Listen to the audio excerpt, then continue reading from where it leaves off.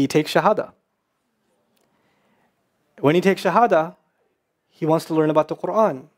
So he goes on these chat sessions and finds somebody needs to teach me Quran. He finds a brother in Egypt that he gets together with on Skype to try to learn Arabic.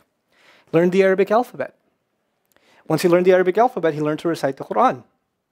He memorized 10 surahs from his hospital bed. Then he said, I'm beginning to memorize the Quran, and I'm beginning to learn about this prophet, but I need to understand the Quran. So he starts Googling how to understand the Quran. And for some reason, he ends up on my videos. And he starts watching my stuff. And he watched almost everything. And then here's the kicker. In the nursing home, there was an Egyptian fellow that used to come in and do some repair work. The Egyptian fellow has his own awesome story. The guy had basically lost faith. He wasn't religious. The nearest masjid to him was 50 miles away. So he didn't really go to Jum'ah much anymore. But he felt a spiritual void, so he started going to the church just to feel closer to Allah. Raised Muslim. He goes to the church just to feel closer to Allah. He's passing by Robert's room one day and he hears وَالْعَصْرِ إِنَّ الْإِنسَانَ لَفِي خُسْرٍ. So he walks into his room and says, Robert, what are you listening to? Robert says, nothing. That was me.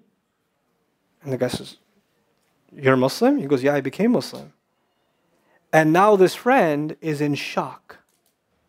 How does Allah guide someone in the middle of Churchtown, USA, in a nursing home, with a crucifix on the side of his bed that he doesn't even have the physical strength to move, and the guy himself says, I want to come back to Allah.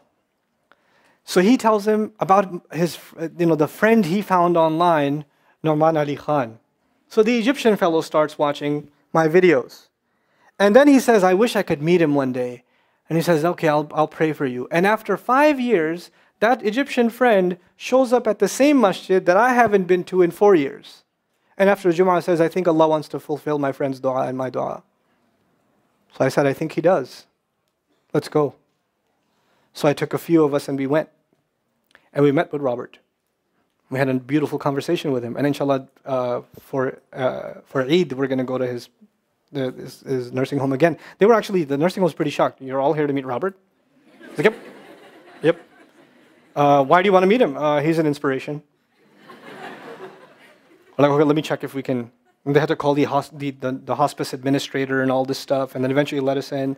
And Robert's in shock. And then I meet with Robert, we're talking, and I was like, hey, Robert, so I heard you memorize some surahs. He says, yeah. Can you recite one for me? So he recited Surah Al-Asr. Not one of us was not crying. We're just in tears. When somebody turns to Allah, don't worry about the means. Guidance will come. Balance will come.